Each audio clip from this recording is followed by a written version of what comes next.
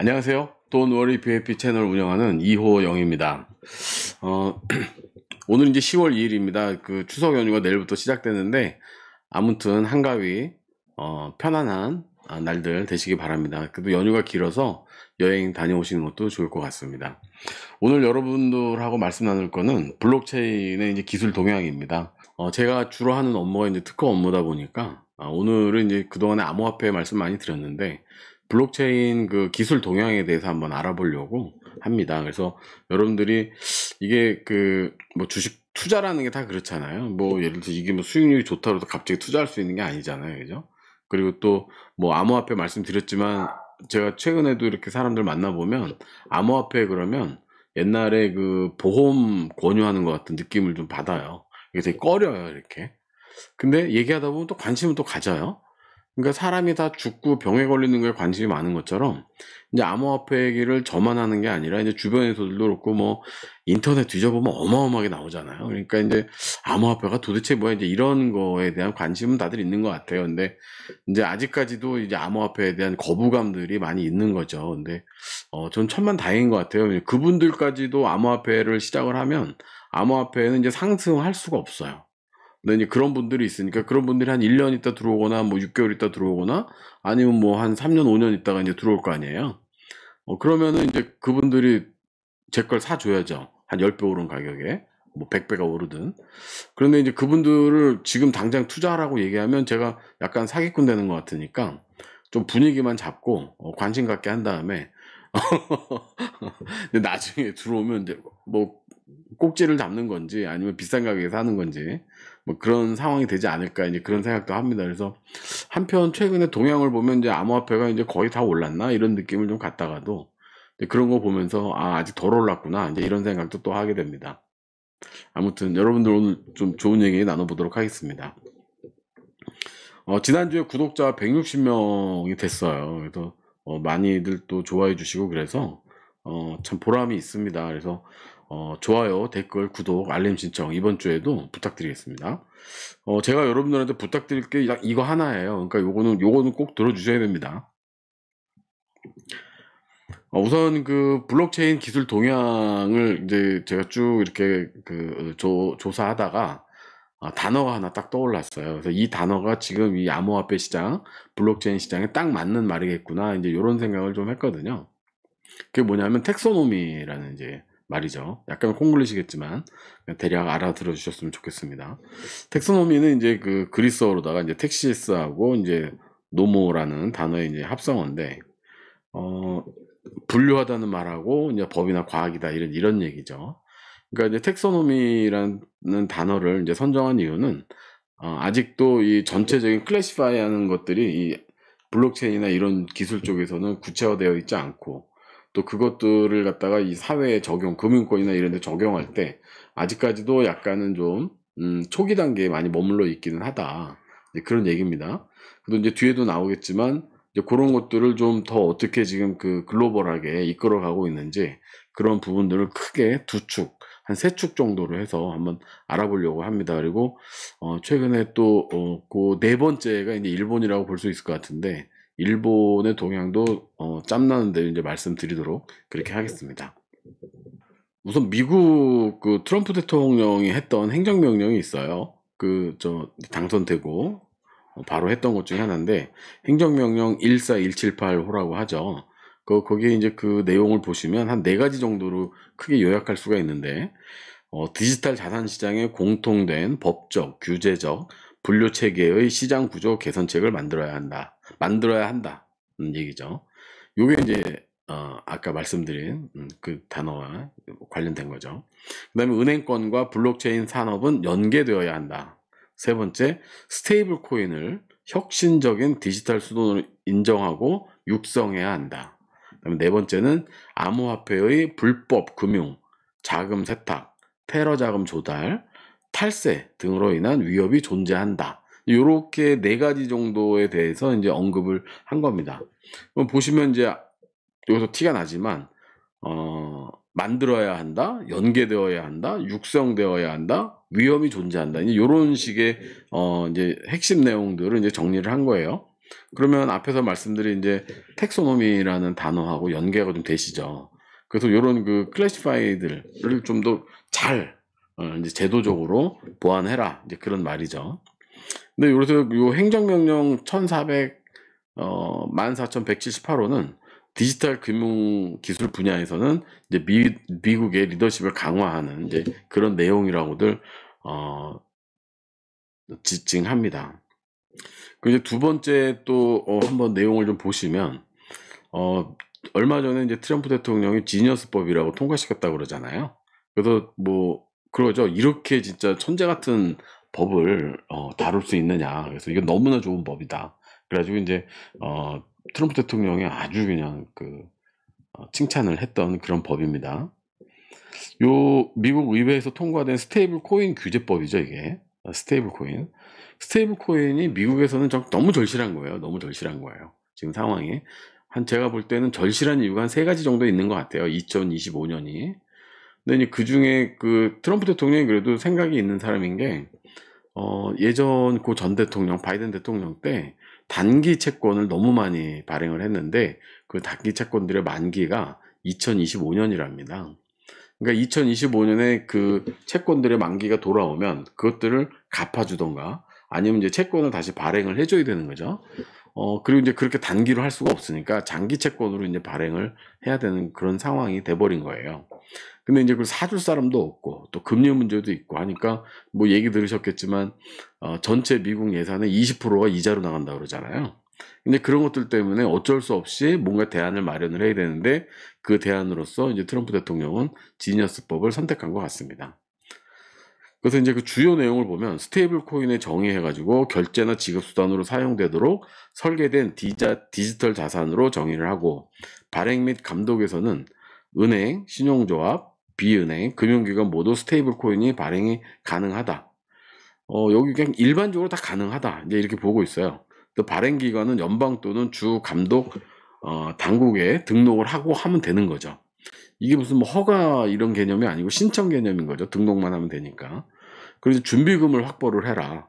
그래서 발행사는 발행하는 스테이블 코인과 동일한 가치의 달러, 미국 국채 등의 유동성 자산을 준비금으로 보유하며 매월 외부 감사를 받아야 한다. 여기서 외부 감사라는 얘기는 이제 이 사람들이 국채를 진짜 샀는지 안 샀는지, 보관하고 안 하고 있는지 그런 것들을 감시하겠다. 이제 그런 얘기로 보입니다.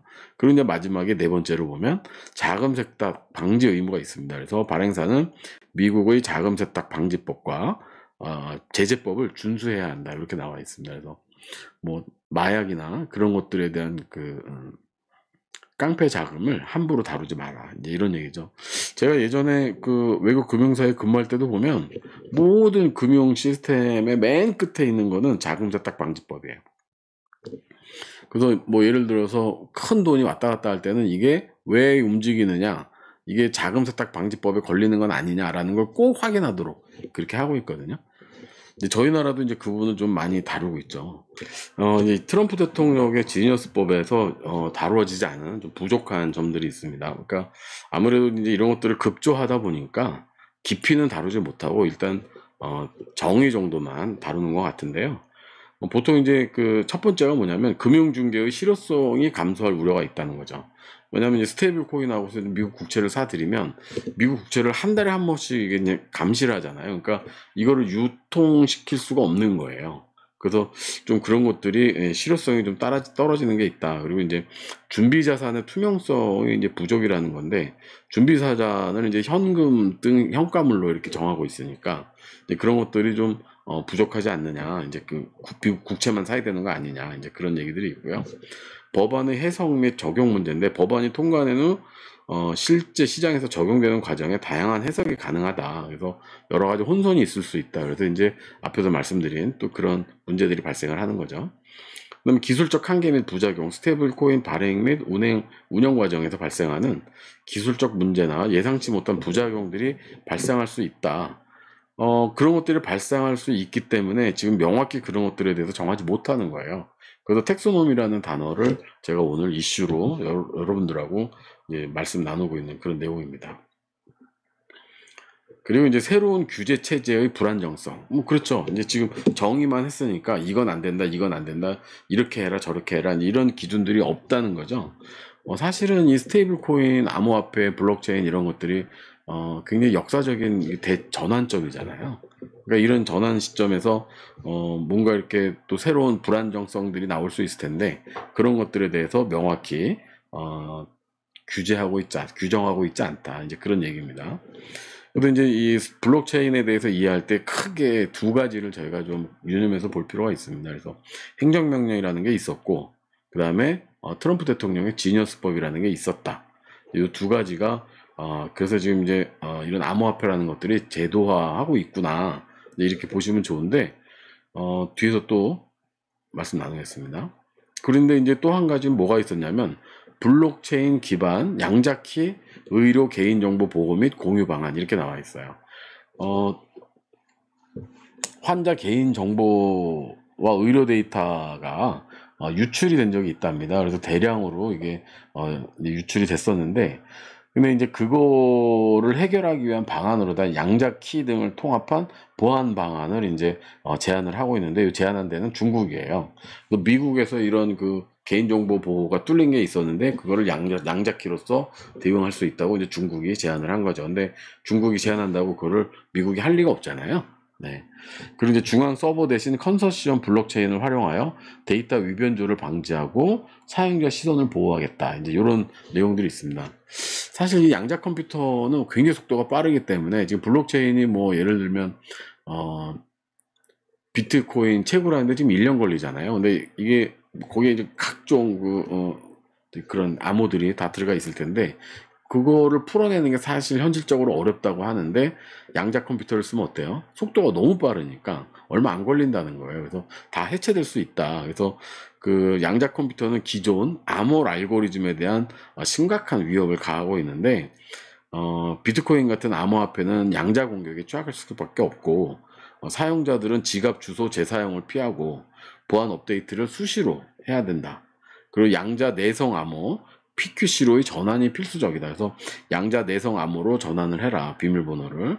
그 다음에 원키와 같은 하드웨어 지갑이 미래의 위협에 대비하는 데 도움이 된다. 그래서 이 하드웨어 지갑을 이제 사용할 것을 많이 권고를 하고 있죠. 뭐 저희가 예를 들면 뭐 이렇게 해킹 당해서 뭐 털렸다 뭐 이런 얘기 많이 들었잖아요. 그런 것들을 안 되게 하는 그런 내용들이 필요하다. 그래서 그런 걸로 된 양자키 보안 방안을 이제 제안을 하고 있는 거죠. 근데 홍콩의 금융당국이 스테이블 코인 KYC 의무화를 이제 도입을 했습니다. 그래서 KYC는 실명 확인인데요. 물론 지금 다 저희가 이 암호화폐 거래하려고 거래소에 등록을 하면 신분증을 다 등록을 하게 돼 있죠. 그래서 사실 신분증 등록 없이는 쓰기가 어려운데 그렇다 하더라도 이게 아직은 그 실명제가 이렇게 제도적으로 마련되어 있는 상황은 아니라서 그런 것들에 대해서는 이제 도입이 좀 필요하다는 게 홍콩 금융당국의 이제 그런 얘기입니다. 그래서 홍콩 금융관리국은 2015년 8월 1일부로 스테이블 코인 발행자를 규제하기 위한 문서를 발표했습니다. 이 규정은 암호화폐의 익명성과 개인정보 보호 원칙과 충돌한다는 이제 비판을 받고 있는데, 근데 사실은요, 저희가 암호화폐를 지금 다루는 그 주 이유 중에 하나가 뭐냐면 익명성이잖아요. 그래서 이제 지금 뭐 각국마다 날리고 저희 나라도 그렇지만 뭐 언제부터 세금을 부과하겠다, 언제부터 다 그 거래 내용을 확보를 하겠다, 이제 이런 것들이 지금 계속 이슈가 되고 있거든요. 그래서 저희 나라도 2027년부터는 이제 그런 것들을 하겠다고 지금 하고 있는 건데 2027년에 가도 또 연장될 수도 있어요. 그러니까 이제 그런 것들이 장점인데 그런 것들을 장점으로 못하게 하는 이제 그런 일들이 홍콩 금융당국은 이미 올해 8월 1일부터 이제 하고 있는 거죠. 근데 이제 홍콩의 그 내용은 그거예요. 아시아의 금융 허브로서 가상 자산 시장의 규제를 선점하고 불안정성과 투기성 문제를 해결하기 위한 노력의 일환이다. 이렇게 얘기를 하고 있죠. 그런데 이제 여기서 한 가지 저희가 좀 주의할 것은, 그래서 일본이 뭐 아시겠지만 아시아에서는 중국보다는 이 일본이 엄청 큰 금융 시스템을 가지고 있죠. 그래서 저쪽에 동남아시아 쪽에 가보시면 그쪽은 뭐 완전 일본판이잖아요. 근데 일본이 드디어 이제 암호화폐 시장에 들어왔어요. 그래서 일본 금융기관끼리 그 어떤 자금이체나 이런 거 거래할 때 XRP로 하겠다, 그 리플로 하겠다 이런 얘기들이 이제 나오고 있거든요. 그러니까 이제 그러면 일본 같은 경우 그런 것들을 거래를 하면서 거기에 관련된 어떤 규정이나 규제나 이런 것들을 이제 준비를 하겠죠. 예, 그래서 이 홍콩에서 중국에서 내세운 홍콩이 이제 이런 것들을 자기네 위주로 끌어가려고 하는 반면 일본도 역시 동일한 시점에서 그런 것들을 뭐 일본 위주의 금융시장으로 아시안을 재편하고 있다. 사실 뭐 미국이나 유럽이나 이런 데서 보면 아시아의 대장은 늘 일본이에요. 일본. 왜냐면 일본이 거의 대부분의 이런 아시아 쪽에 뭐 저기 뭐 라오스 어느 시골에 가면은 거기 일본 자동차 굴러다니고 일본 오토바이 굴러다니고 뭐 그렇잖아요. 그렇게 지금 거의 장악이 된 상태거든요. 한국이 베트남에서 난리 친다고 해도 사실은 그 시장에 들어가 보면 일본하고 5대5예요. 그래서 아주 그 구체적인 기본 시장들은 일본이 다 깔고 있고 그 위에 이제 좀 상품화되어 있는 시장들은 이제 한국이 좀 들어가 있고 이제 그런 거거든요. 그럼 그 외에 나머지 뭐 태국 이런 데가 다 일본판이에요. 한국 뭐 해봤자 2, 30% 많이 가야 30%? 예. 뭐 1, 20% 이제 요 정도다 이렇게 보시면 되거든요. 근데 이제 그거를 홍콩이 이제 이렇게 하려고 하는데 이미 일본도 그것들을 미리 하고 있다. 근데 여기서 한 가지 주제할 거는 일본이 그동안 암호화폐 시장에 안 들어왔어요. 국민들도 마찬가지고. 근데 이제 암호화폐 시장에 들어온다는 얘기거든요. 그만큼 시장이 확대가 된다. 그러면 지금보다 더 어떤 시장 규모가 커질 수 있다. 지금도 뭐 몇 년 전보다 뭐 10배인가 100배 커졌다고 하는데 그 시장이 더 커지고 있는 거죠. 그리고 이제 또 한 가지는 여러분들 이제 ESG 계속 그랬었는데 강화되는 ESG 규제 속에서 금융권, 그린 핀테크로 지속 가능성 혁신을 가속하고 있다. 이런 얘기예요. 그러니까 금융권에 대한 엄격한 ESG 규제로 인해 기관들이 지속 가능성을 전략에 통합시켜야 하는 상황에 이제 직면했고 이에 블록체인, AI, IoT를 활용해서 ESG 데이터 자동화 공급망을 투명성 강화를 제공하겠다. 뭐 이런 얘기입니다. 그래서 쉽게 얘기하면 어느 공장에서 뭐 어느 제품을 만드는데 어떤 그 ESG 규정을 지켜가면서 만들었다라는 거를 암호로 해서 다 담을 것이고 우리가 그동안에 이제 그 바코드나 이런 것들로 했잖아요. 그걸 이제 바꿀 수 있으니까 이걸 아예 이제 그 블록체인으로 연결하겠다는 거죠. 그래서 이제 그런 데이터들이 어떻게 유통이 됐고 그게 어떻게 팔렸다는 것까지도 해서 그것만 딱 저희가 보면 이 제품이 ESG를 얼마나 지키고 있느냐라는 걸 딱 알 수 있다는 거죠. 그래서 데이터를 자동화하고 녹색 금융상품 토큰을 대중화하고 리스크 관리를 하고 공급망의 투명성을 강화하겠다는 거예요. 네, 그래서 이런 쪽도 그린 핀테크라고 그래서 이제 블록체인을 암호화폐로 이제 활용을 한다고 하는 거죠. 그 다음에 이제 또 독일입니다. 그래서 독일 그 MICA 호환 유로 스테이블 코인을 유로를 출시한다. 이제 이런 얘기죠. 그래서 합법적인 올 유나이티는 미카 규정을 준수하는 최초 유로화 스테이블 코인인 유로 출시를 이제 발표를 했습니다. 그러니까 미국이 달러 스테이블 코인을 이제 하고 중국 같은 경우는 CBDC라고 해서 이제 정부 주도하에 그런 그 전자화폐 뭐 지금 이미 쓰고 있죠. 중국 같은 경우는 뭐 거의 다 그 거지도 그 화폐 없이 핸드폰으로다가 이제 하고 있으니까. 그래서 이제 독일 유로도 이게 이제 달러로 다 가버릴 수도 있으니까 유로라는 그 암호화폐를 스테이블 코인으로 만들겠다 이런 얘기입니다. 그래서 준비금 투명성을 확보하고 라이센스를 발급하고 이더리움 기반의 ERC20 토큰을 하고 그 다음에 실시간 국경 간 결제를 지원하고 강력한 시장 유동성을 확보하겠다. 그래서 미국 달러 중심의 글로벌 스테이블 코인의 의존도를 완화하고 유럽 금융 주권을 확보하겠다. 이런 얘기입니다.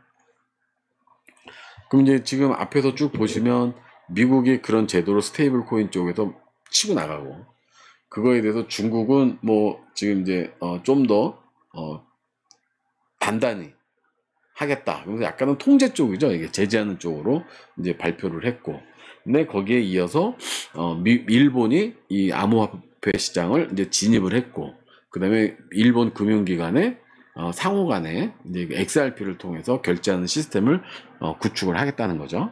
그리고 이제 유럽에서도 미국이 너무 치고 나가니까 이러다가는 우리가 금융 주도권을 미국에 뺏기겠다 싶으니까 유로라는 이제 코인을 이제 하겠다라고 이제 발표를 한 겁니다. 그러니까 세계가 지금 이렇게 돌아가고 있어요. 이제 블록체인에 관련해서는 물론 이제 세부적인 기술들은 다 있지만, 그런데 이제 여기서 한 가지 저희가 아이템이 하나 남아 버렸는데, 유럽이 이제 이더리움 기반으로 한다고 그러잖아요. 근데 이더리움 기반, 뭐 솔라나 기반 이런 것들이 이제 아마 비슷할 것 같은데 이렇게 나와 있는 거예요. 그럼 비트코인 지금 한 1억 6천 정도 하니까, 그러면 이제 이더리움은 얼마까지 갈 거냐 이제 이런 얘기들이 있어요. 그런데 이제 혹자들은 비트코인 따라갈 것이다 이렇게 얘기도 하고, 지금 600만 원 정도 하는데 500에서 600 왔다 갔다 하죠. 혹자들은 뭐 10배 정도는 안 되겠냐, 한 5천만 원 정도 이렇게 얘기하는 분들도 있고 그렇습니다. 근데 어쨌든 지금 알트코인, 그러니까 비트코인을 제외한 나머지 알트코인 시장에서 선두주자는 이더리움인 거는 맞는 것 같아요. 그리고 이제 어떤 관계성이나 이런 것들 때문에 너무 잘 이렇게 회자되고 있고 많은 사람들이 관심을 갖고 한국 사람들이 사랑하는 이제 암호화폐 알트코인은 XRP, 옛날 리플인 것 같습니다. 그래서 이렇게 이제 시장이 지금 구성이 되어가고 있는 것 같아요. 네. 그렇게 요런 정도의 시장이라는 거 한번 알아두시면 여러분들 앞으로 이제 암호화폐나 이런 거 기반으로 하실 때 좀 도움이 많이 되실 것 같습니다. 오늘도 정보를 여러분들한테 또 전달을 좀 해드렸어요. 그래서 어쨌거나 이제 관심을 좀 갖는 게 필요할 것 같고요. 그 다음에 금시장이랑 좀 이렇게 같이 연계해서 말씀드리면, 미국은 이미 이제 금 기반으로 한 달러 발행에 대해서는 포기한 지가 한참 됐고, 중국 같은 경우는 이제 오히려 금 기반으로 한 금융 패권을 자기네가 가져가려고 하는 그런 두 개가 지금 이제 딱 뜬 거죠. 그래서 이제 글로벌 깡패 두 명이 붙었어요. 근데 누가 이길지 모르죠. 근데 어쨌든 이제 금값도 좀 장난 아닌 거 아시죠? 한 돈에 68만 원 막 이렇게 70만 원 이제 갈 텐데. 근데 이제 금시장에 관련해서는 잠깐 말씀드리면, 금시장에 대해서 이제 왜 금이 오르고 언제 올랐고 뭐 이런 얘기들이 많잖아요. 근데 주로 하다 보면 이제 수요나 뭐 이런 것들 내지는 이제 어떤 안전자산 그런 입장에서 이렇게 이 설명을 많이 하는데, 제가 제일 설득력 있게 들었던 내용 중에 하나는 뭐냐면 금 생산량이에요. 그래서 금이 생산량이 늘어날 때 보합세로 가다가 금이 계속 그렇게 생산되는 게 아니니까 그 기술로 금 생산하는 것들이 거의 다 되고 금 생산량이 이제 다시 줄어들기 시작하면 그때부터 금이 다시 상승하고 이제 이랬다는 얘기가 있어요. 그런데 최근에 금 생산량이 많이 줄었다고 합니다. 지금 같은 경우는 더 많은 금을 캐기 위해서는 지금 금값보다 3배의 기술이 비용이 더 들어간다고 그래요. 그러니까 금을 더 캘 수가 없는 거죠. 뭔가 또 신기술이 나와서 3배의 비용이 아닌 그냥 지금 정도나 지금의 한 2배 정도 되는 비용으로 이제 금을 채굴을 할 수 있는 방법이 나와야 되는 거죠. 그때까지는 이제 금값이 또 오를 수 있다는 얘기예요. 이건 아마 인터넷이나 이런 데 뒤져보시면 많이들 나올 겁니다. 그래서 혹자들은 금값이 한 돈에 100만 원, 150만 원 이런 얘기 하잖아요. 산업용 때문에 그렇게 안 갈 거라는 얘기도 있고요. 근데 금하고 은하고 보면 사실 은은 산업용이 더 많고 금 같은 경우는 이제 있기는 있지만 은 대비해서 그렇게 많지는 않다. 그러면 이제 지금 거의 70만 원 돈, 80만 원 돈이라고 봤을 때 원가에 그렇게 크게 미치는 영향이 없는 한도 내에서는 한 100만 원 이상 올라가는 건 큰 문제도 아닐 것 같다. 그럼 예전에 저희 돌잔치 갈 때 금 한 돈 가져갔는데 이제는 한 5만 원, 10만 원 정도 가져가잖아요. 이제 금 못 사죠. 제가 저희 애들은 지금 다 컸는데 예전에 돌잔치, 100일 잔치 하기를 천만 다행인 것 같아요. 그때 갖고 있던 것들 지금 도대체 얼마고 한 20배가 오른 거니까 대단하죠. 그래서 이제 그런 금시장이 또 형성이 되고 있다는 거 참고로 해두시면 좋을 것 같아요. 네, 그래서 이제 오늘 10월 2일입니다. 이제 10월달 시작하는데 10월이 참 여러 가지로 많이 또 좋은 날들이 많죠. 더위도 좀 가시고 좋은 시간 되시기 바라고 다음 연휴 때 또 이 방송 준비할 수 있도록 하겠습니다. 수고하셨습니다.